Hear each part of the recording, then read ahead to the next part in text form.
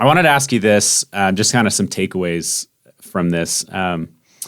What don't people understand about themselves until they've tried something like this, right? Like what have you learned through the process of doing efforts like this that you don't feel like maybe other people, the general public, maybe hasn't been able to experience? Strengths and weaknesses, I would say. I think during ultras, you face your weaknesses and you have to deal with them. And you also see that you can push your limit further. Usually we think we are limited, but we actually are not limited. I mean, we can do great things out there. We can prove ourselves that we can run for a long time, but we can also prove ourselves that we have a lot of weaknesses to deal with. And I think this is the beauty of ultra running. It's like you're going to face yourself, your strengths and your weaknesses. And by not doing that, you don't really know exactly what they are. And this is what I learned through the last 6 years. I learned where I'm not really good at and where I could improve. And I learned that also I was limiting myself and that I could do better. So it's a combination of those two, I would say.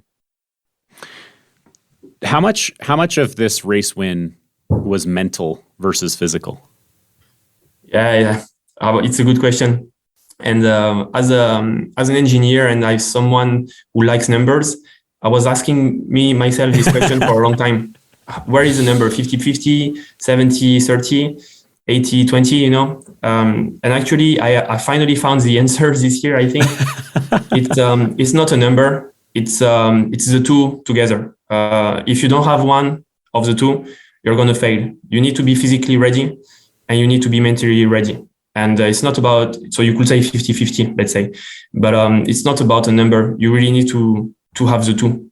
You have to love the event. You have to be attracted by the Barkley. You have to be focused and 100% obsessed by the event and determined to do that. And at the same time, you have to be physically ready. So it's not one on top of the other. It's really the two together. Yeah. Yeah, I think you could say 50-50 or you could say 100% and 100%. Exactly. Right? Exactly. So when you talk, just to go on the mental tangent for just a second, when you're talking about training for the mental aspect, do you find that most of your training happens in big events and proving to yourself that you can do these massive efforts? Or do you find that your mental training happens on a week-to-week training basis? On the daily life, I would say really. At some point, I was thinking about Barkley every day in the past years. I think every runners from the Barkley are thinking about this event a lot on a daily life. And I think this is important because then when you're in the race, you really don't want to quit because all the investment or the involvement of what you've done in your personal life.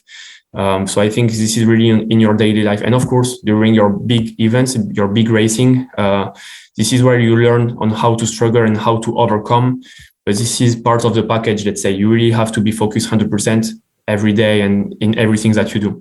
And there is Jared Campbell, for example. I love what he says. He says that every time he has a small issue during his daily life, at work, at home, he's thinking about Barkley and he's thinking, okay, it's a small test. It's a small exercise for me to overcome and to be patient and to accept that this is a problem that I need to solve.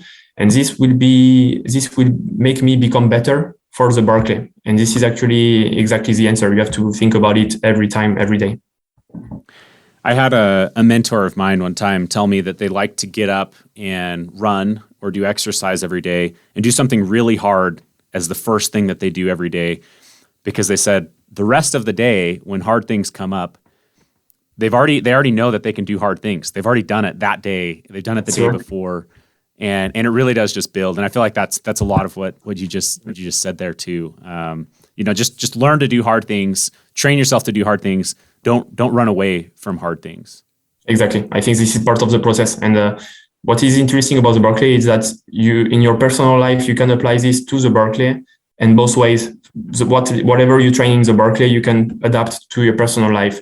And it's basically a learning process. And this is what I like about the Ultra. It's really a learning process for who you are in your daily life.